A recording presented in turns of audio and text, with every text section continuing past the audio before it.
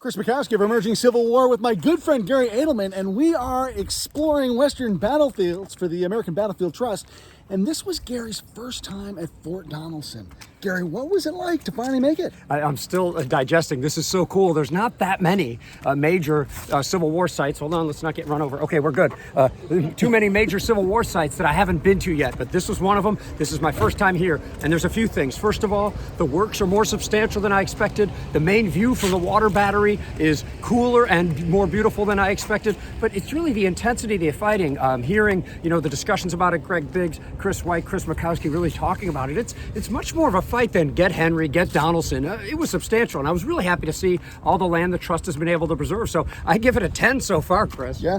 Now, one of the things that surprised me when I first came here was it's not just the fort, but the fortifications around the city are pretty impressive. It's a bigger battlefield than I had ever expected. Much larger. I found that at Fort Henry too, where we all think this. You have these impressions before you go, but there's so much more here than I expected. Oh, by the way, I love the Dover Hotel. That was such a cool, and allowed me to picture that meeting of Buckner and Grant. So it was pretty cool. We may or may not have actually sort of reenacted a little bit of that. We've had a lot of fun on this trip so far.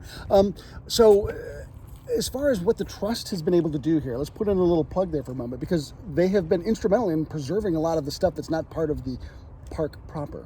Yes, well, first of all, we're fighting daylight and we have to go. So I love talking about the trust, but I'm going to make it brief.